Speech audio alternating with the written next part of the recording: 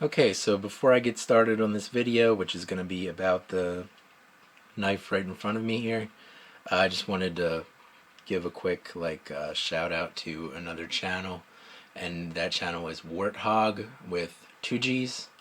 If I remember, maybe I'll put his channel in the description, but if not, just look up Warthog with 2Gs. He's probably watching this video, so hi Warthog, how are you today? um, But yeah, if you're into especially slip joint knives, go over and check out his channel. He does a lot of videos on traditional pocket knives. So in my latest video on the case Granddaddy Barlow that I bought off of eBay, I believe I mentioned in there somewhere that I, have to stop buying stuff off of eBay. Well, if I started listening to my own advice, that would be great. Because I think a week later, maybe not even a week later, I was on there looking at Great Eastern Cutlery number 25 Barlows. And there were 3 of them on there. Well, actually, I think there were more than 3.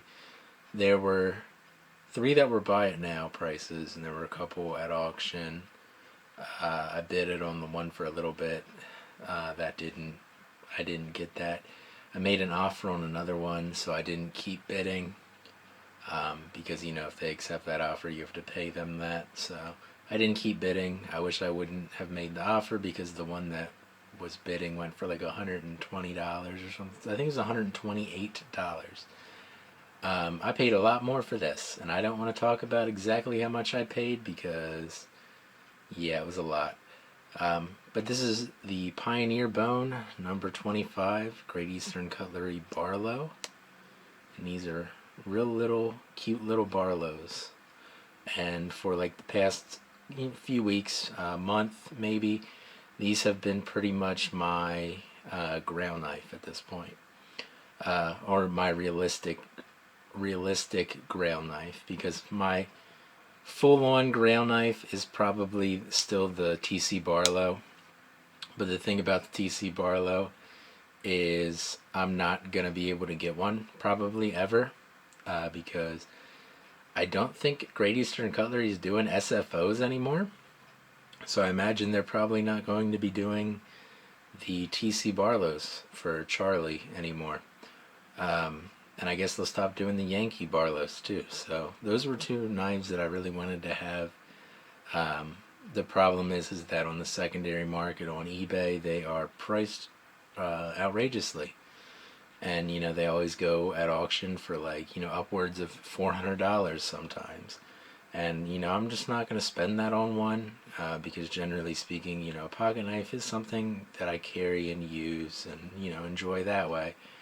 But anyway, getting back to this number 25 here, this is in the Pioneer Bone, the Titty model.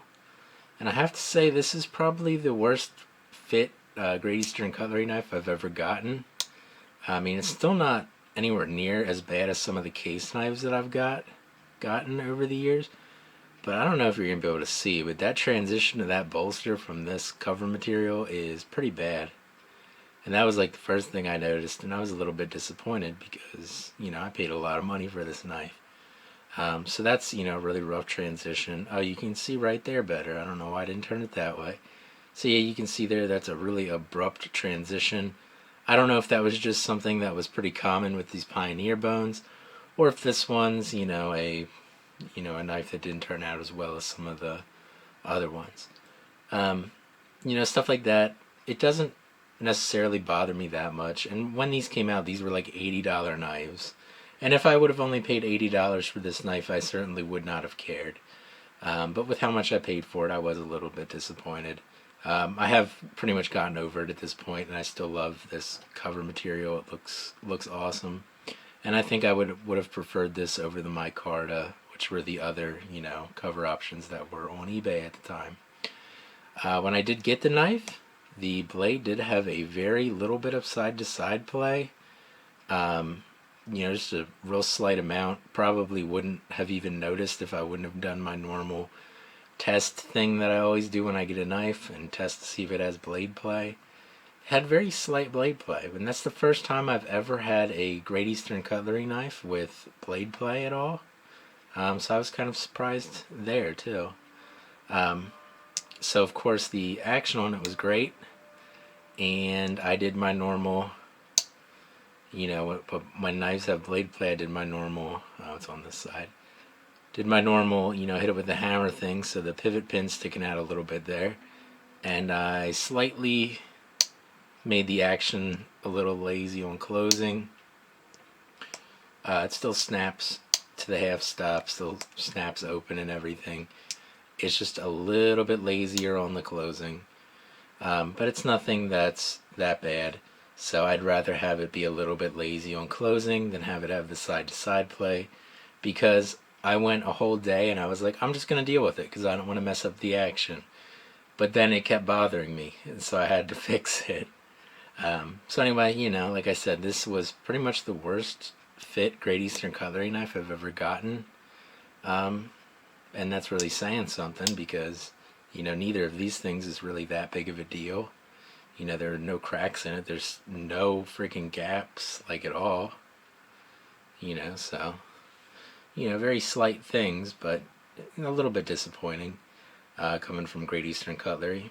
But overall, I still really like this knife, and I'm still glad I got one. And I know that if I wouldn't have bought it, I would have definitely regretted it, because I really wanted the knife.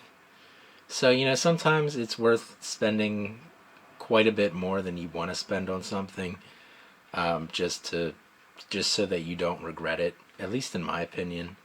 And this knife isn't perfect, but I'm not really the traditional Great Eastern cutlery collector. I'm going to carry this knife and use it, and it'll get, scratched, and eventually this blade will have some patina and scratches and stuff on it. I've carried it for like 3 or 4 days or something like that now. The bolsters aren't all scratched up because I've been carrying it in my collector knives pocket slip. So it's been staying nice and protected in that. I finally found a use for that, so that's nice. But anyway, this is the Great Eastern Cutlery 25.